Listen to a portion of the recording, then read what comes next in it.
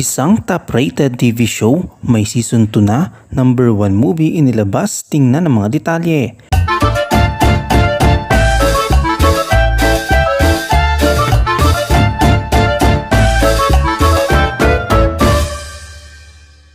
Narito ang unang balita na may season 2 na umano ang Running Man Philippines.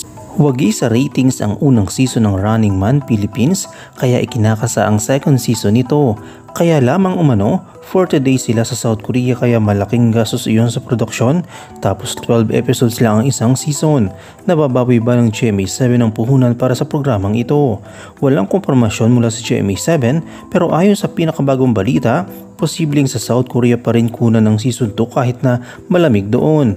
Ayon sa pahayag, maraming exciting na pasiklab ang Kapuso Network para sa 2024. Yung Royal Blood ay baka magkaroon ng spin-off series. Hindi yun sequel, may mga karakter na tatawid sa isang serye pero iba ay galing sa main cast.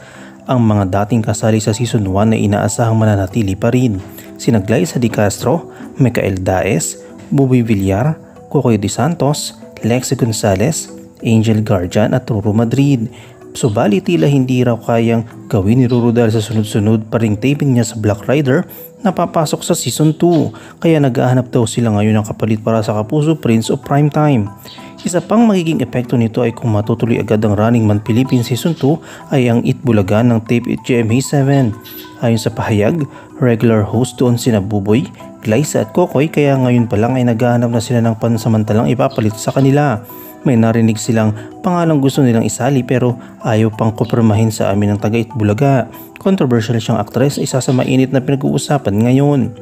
Malaki ang posibilidad na pag-usapan ng controversial na aktres sakaling siya ay maging bahagi ng revamp Itbulaga.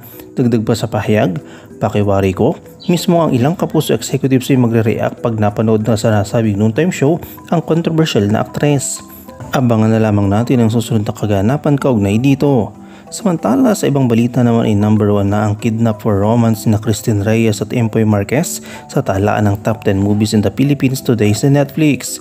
May 3 pang Pinoy movies sa listahan. Ang MMFF 2022 entry na Mama Sapano, Now It Can Be Told, ang huling Katniel movie na The House of Us at ang Kat Den movie na Hello Love Goodbye.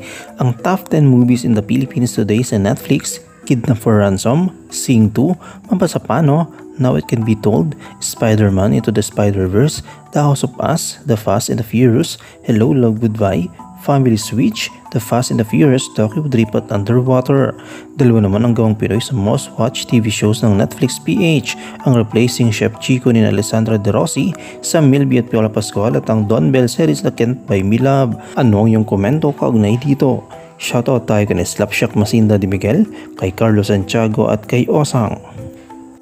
I-comment mo lang ang inyong opinion sa comment section at huwag kalimutang i-like, i-follow, i-subscribe ang bcgram.net para sa mga latest happenings.